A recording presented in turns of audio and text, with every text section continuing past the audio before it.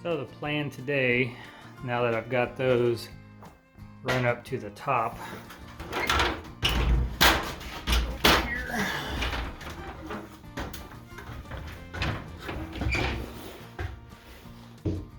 be to come out of the pipe I've got on either side there. So I'm going to come up the wall, I'm going to have a T and connect them to that pipe, and this pipe needs to be pushed back out and connect to a T on the outside so I can connect both the gutters. But then the T will go up and in the side, so the top will be open, and that way I can look down inside and hopefully get some sort of filter in there to catch any debris that may be going through. Haven't quite figured out how I'm going to do that yet, but actually if I put a screen, I don't know if I can do that or not. I think if I put a screen in between the pipe and the fitting, that may work, but tough. And then I need to come out of the side. You come over 45 behind the frame here, 90 down, and then 90 out with a, I'm going to switch to a 4-inch drain pipe on each one for my overflows. So here are my pieces for that. And then to keep bugs and stuff out, I've got the cap on the outside. I'm just going to let it rest in there. And the idea is that should it overflow, the pressure will just pop this cap off. So I'm not going to glue this. I'm not going to nail it on really hard or anything, or knock it on really hard. It's just going to very loosely sit on the end to keep bugs and snakes and things like that. I mean, we've got snakes will crawl right up that tube and be living inside our water system, which isn't good. So again, this will just sit on the outside. The pressure from the water building up behind it should pop the cap off. So that's the plan there. And then once I get all that done, we can start collecting water. We're up to an 80% chance of rain now Sunday night. It's Friday. So right now this is good to go. I can just shut off the valves and it'll be doing its thing. And then all I've got to do now is get those upper ones set and ready. On the outside, didn't quite go as I wanted it to. So the angle of my 90 there on the end wasn't steep enough. It came down too far, so I had to bend the tube up. I'm a little concerned that the angle of my pipe overall isn't steep enough and that the water isn't going to flow, quickly through there.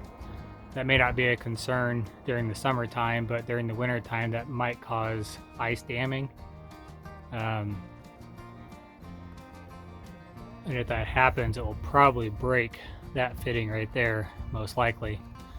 So I'll have to see how that works. I'm not quite sure what to do on that, especially on this north side that's always in the shade during the summer or during the winter time. I'll have to see. So I'm not gluing any of that. I'm just kind of knocking it into place. And then, well, a couple reasons. If it breaks, I can take it apart somewhat easily. But also, I have to do the siding still, so I'm probably going to have to disassemble this when I side everything. So I'll go ahead and go inside and get the rest of it put together in there.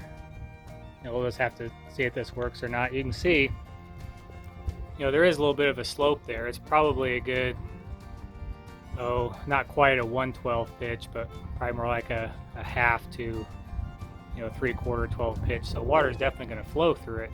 I just don't know if it's going to hit that T there and get stuck.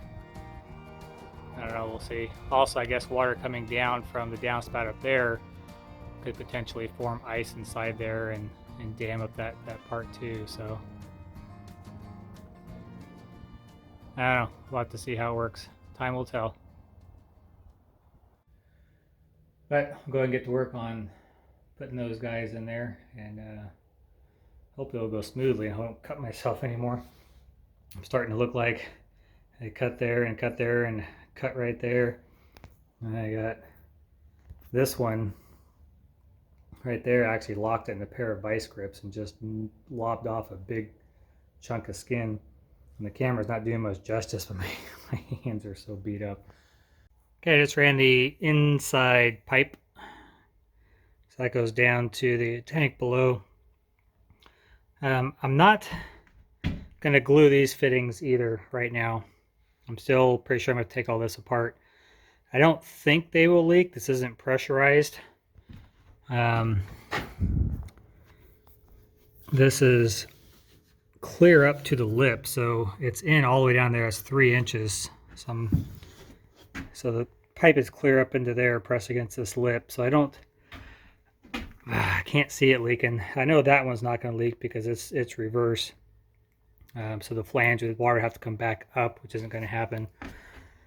This one is a bit of an angle, so I don't know if I'm going to get a leak there or not, but I really don't want to glue all this yet in case I have to modify it. So I'm going to leave it the way it is for now. We'll see how it goes with this first rain we have coming in. I can always put catch pan or something down there. But my plan here is that when the water goes down that pipe, coming from here and head down, I'm going to put some sort of a round catch filter, something that will collect debris and stuff right there. And then if I drill a hole in here and attach a rope, I can have this sit on top like that, and then when I need to clean it, I can just pull this up and basically pull the debris out, clean it, and then put it back down in there. So I just need about probably a 4-inch piece. This is a 3-inch, so 4-inch right there. Just a little bit of the lip that this cap can sit inside. And then I need to devise something that will be able to pull up like a strainer, basically, would be great if I could find a 6-inch. Maybe a pool strainer would work. I'll look into that. That may work really good, actually. Let's see if I can get a pool strainer. Anyways, if that's the case, I could just take the lid off, reach down in there, and pull the strainer up. Or if I use like some type of mesh or fabric, I could put a rope on here going down. Then when I pull this up, it would take it off too. But I think the strainer idea is pretty good. I'm going to see if I can't find a pool strainer that would fit down inside there. Of course, having the string would be a good idea because I don't want it to end up way down there and then I can't get to it. So I want my strainer or some sort of mesh to sit right about here to where I can clean it out if need be.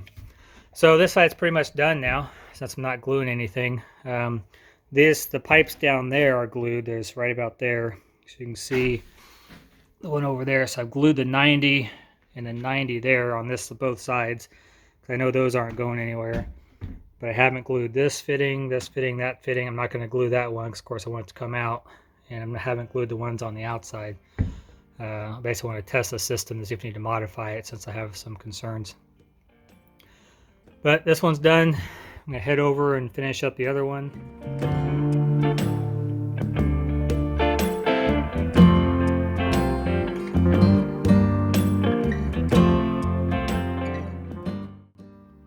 Okay, I've got both sides hooked up now. So we're pretty much ready to start filling them up with water. Not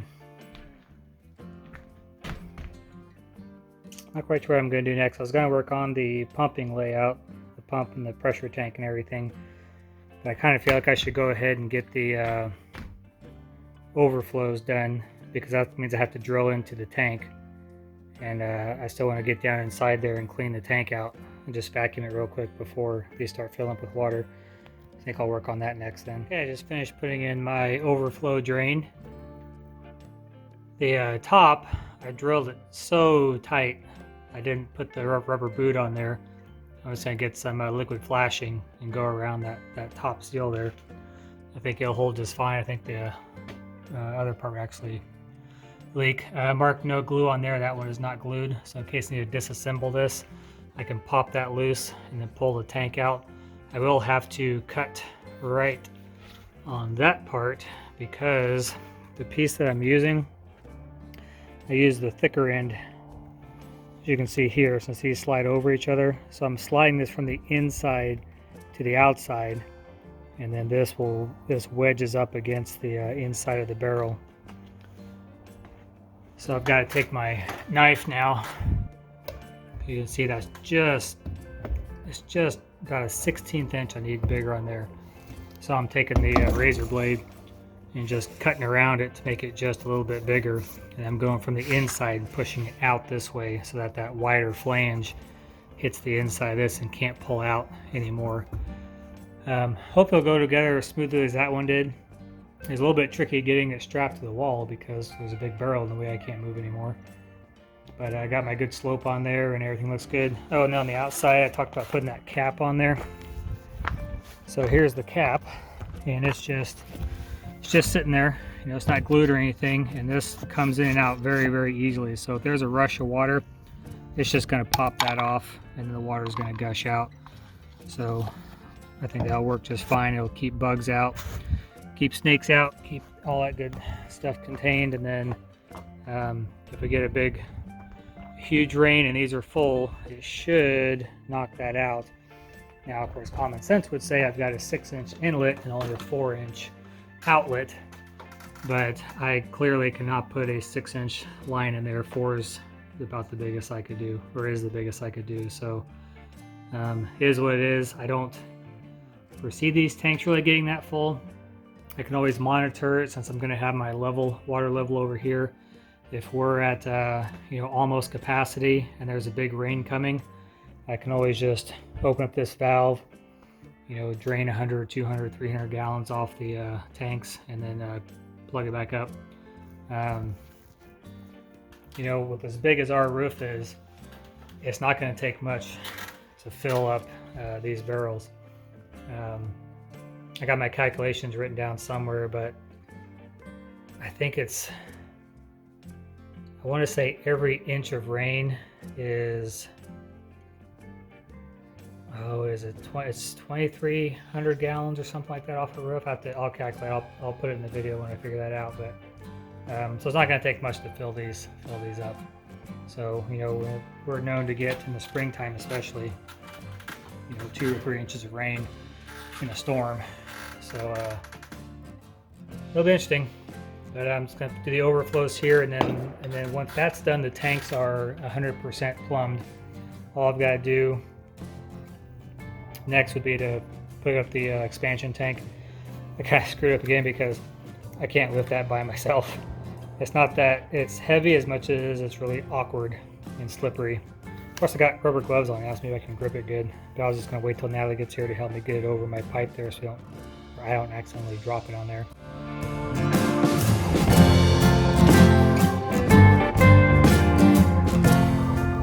Okay, I thought I'd do a quick recap of everything we did today. So to start, we have our 6-inch drain tubing connecting our gutters. So this side is a 6-inch gutter, or 6-inch downspout. This is a 4-inch downspout. So right there is a adapter to knock it down to 4 inches, and actually fits really, really snug into there. None of this is glued just yet because we're going to have to take it apart when we do siding. I'm also a little bit concerned about some ice damming possibly happening right here. So I want to see how that all goes. We're still in January, so I still got a chance to see how this performs in the cold. And then inside, the other side's the exact same way. Inside, these pipes come through the wall and then down.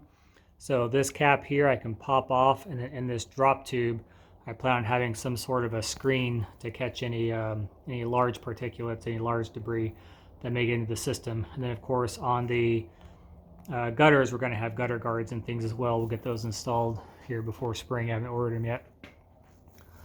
So that drops down through the floor.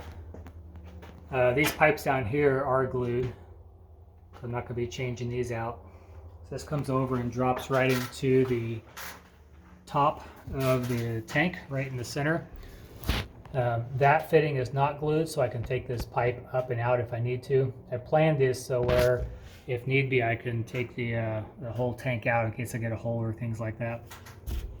That's got a roof flashing piece, and then the way the drain tubing goes is one side is wider than the other. It has a bell on it, so you can slide the two pieces together without having to use a coupler.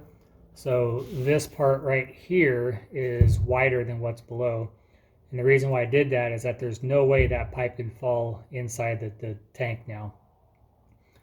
So I've got it flashed, and I've got liquid flashed under there. It's all screwed together, and that pipe is nice and secured. Inside the tank, grab my light.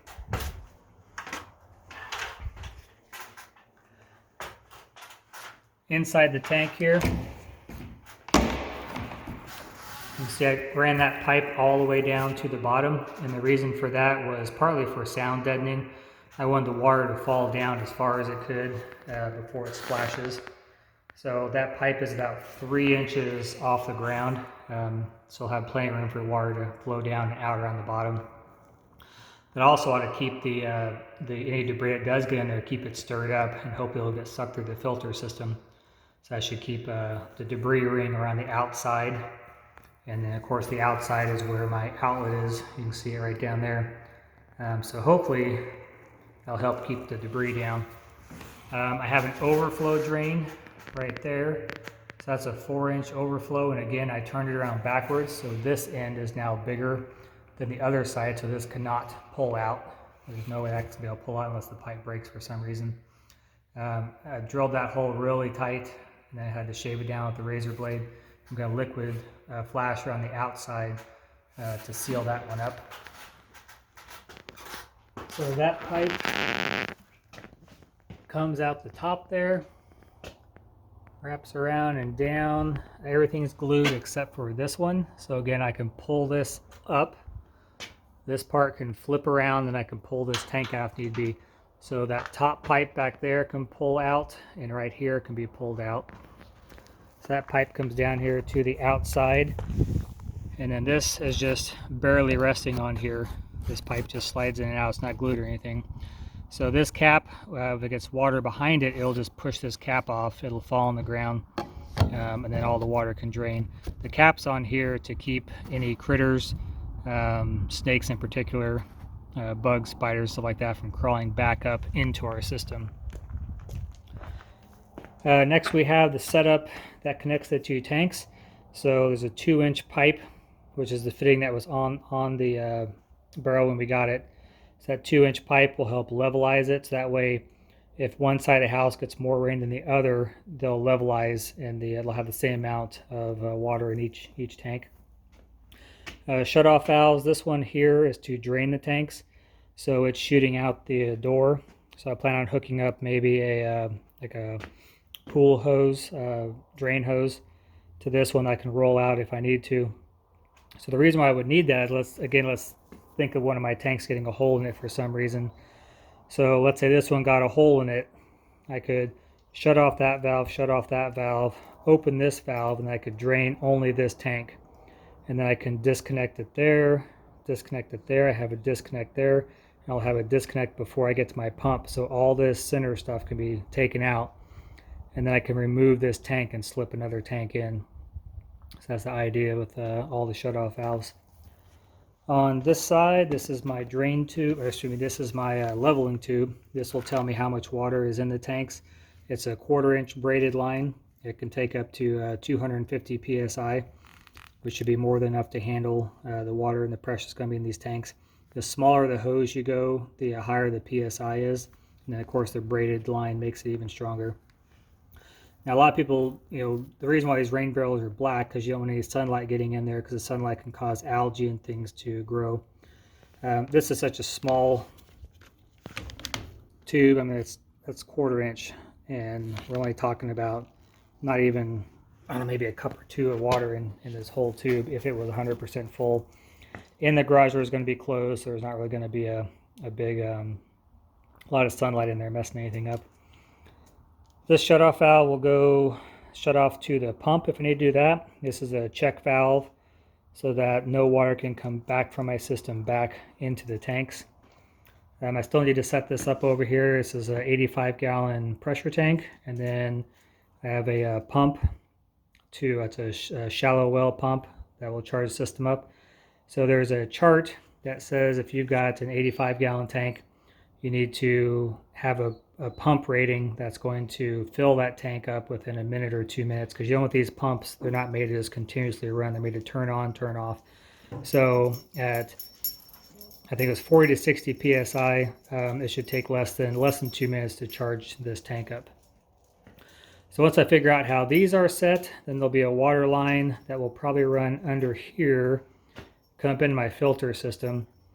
On this side too, I'm going to have a pre-filter before it ever gets into the pump and the tank and everything. I'll have a filter set up over there.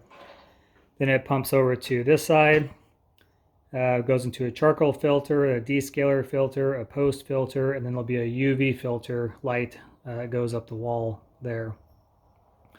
So people aren't tripping over everything in here. I'm going to actually build a deck up and over with 2x8s. That will give me about a 6.5 inch step up off of here, and they'll go out and they can step down and then go outside. So all this will be covered up so no one's tripping on it, bumping and things. When we poured this slab, we left it down 2 inches from the house slab, so that again, should we get a water break in here, we shouldn't get any water flowing into the garage. It should all flow out this way. I hope that never happens, but hopefully that will prevent any water from getting into the house. I don't plan on putting much in here beyond just the water, and this little space here that we had for the dogs. If it does get cold in here, we have radiant heat running through the floor right about 4 foot in. There's 4 lines right here for radiant heat. So I'm hoping that will keep this warm enough in here to worry about any freezing. If we get a really, really cold night, I can tap into this line right here and put that little space heater, propane space heater in here that the dogs have been using.